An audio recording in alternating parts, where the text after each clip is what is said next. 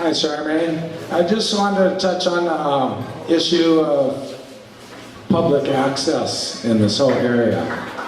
There used to be access all along between Honolua Bay and Windmills, known as Hobbit Land area. And this is a resource for people's food, fishing, and also for recreation. The kids recently started surfing at another bay within that area, which is a long walk from the road, from the main road. And they used to drive in there with their Jeeps. Now all the access is barricaded to the whole area. And this is indeed a resource for all your growing up kids to learn fishing, and it's a beautiful place to go beachcombing, see the view. And why is the seashore illegal to enter at this point? It still should be public access, as far as all the county rules and stuff go. It's a recreational area. It always has been, and yet the kids are locked out of the area now, and so are the fishermen. But if you could add to what could be done on this point, I appreciate that. Thank you. Yeah, I think all of these issues are intertwined. And the traditional access for recreation as well as for, the traditional gathering rights, those need to be identified and preserved and part of the whole package with this Save Honolua, because you're not just saving Honolua Bay. You guys are talking about a bigger area. And that bigger area is where those trails are that you're talking about. And that needs to be identified and managed well. I mean, there's also,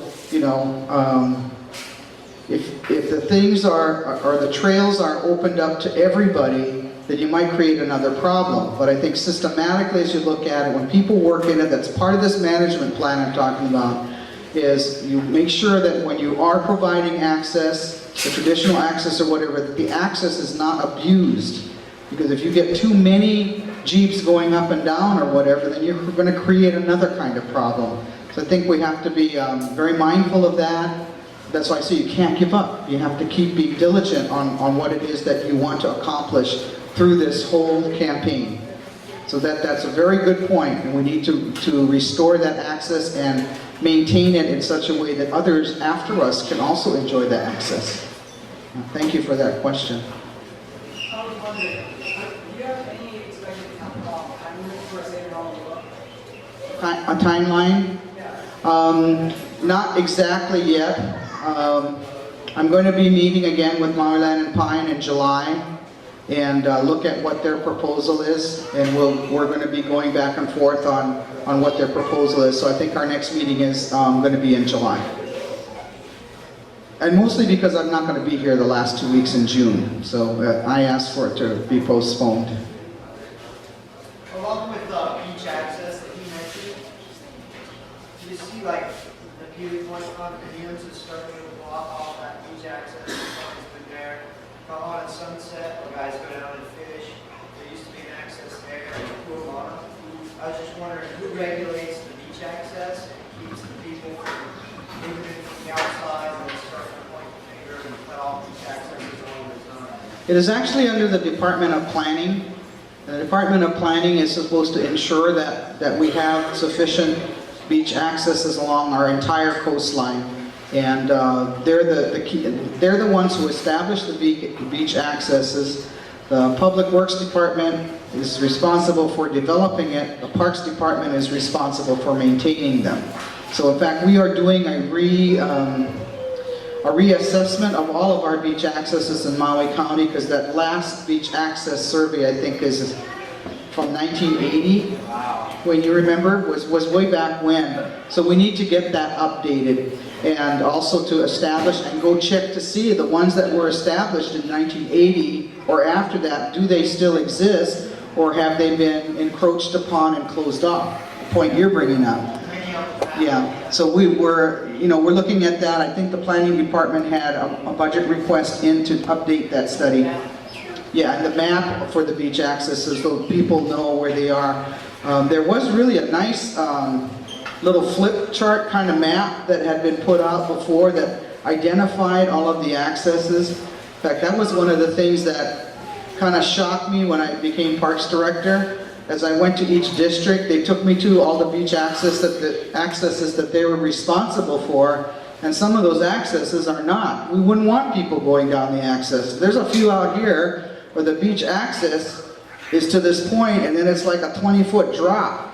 And you don't want people walking through there and saying, oh, this is the beach access, and then boom, you know. And there's a couple in Kuau that are that way too. So, you know, we need to make sure that we're saying, calling things what they are. If it's a beach access, it should go down to a beach. If it's a shoreline access, it should stop, so you don't fall into the ocean or into the bay or whatever it is. And Wayne knows exactly what I'm talking about. Yeah, because I went to one out here somewhere, and it's like, are you kidding? We better take this off the map quick. Because it was more than 20 feet down. And that was at high tide.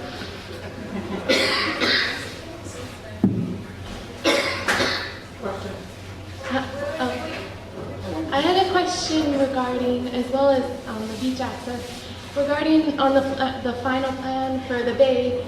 Is there going to be, if you know or anyone that knows, is there going to be access? Is there going to be like how Slaughterhouse has stairs down to the bay?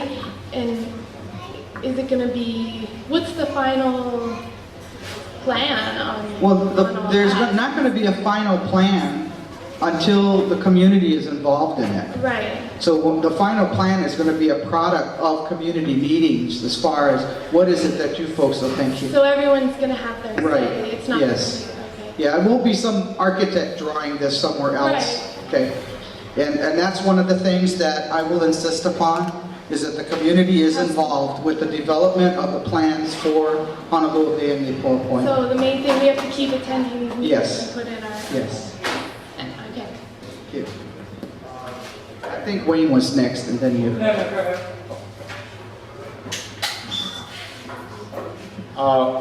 Again, sorry, but here you're talking about beach access. Now, Honolua Bay has a beach access that wasn't supposed to be there, period. Due to the fact because I live there, I see so many people come down the trail, when they hit the river, they either slide on the rock and hurt their knee and all that. Okay, about 4 years ago, we opened up the one that is facing Kaakaloa area, which is the original road that comes in and out of Honolua Bay. Then we closed, in '92, I closed down the river area where Maui Land and Pine opened up due to the fact because in '92 I witnessed 2 people getting killed down there because of the rush of the water. Okay, I don't see why the people are using that access coming into the beach. To me, the proper way would be on the safe side, where Maui Land and Pine decided to put boulders for not letting people walk through the safer side than walking through the river.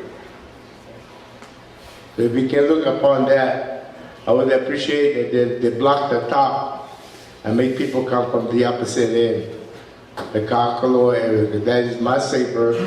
The river can run and nobody can hurt.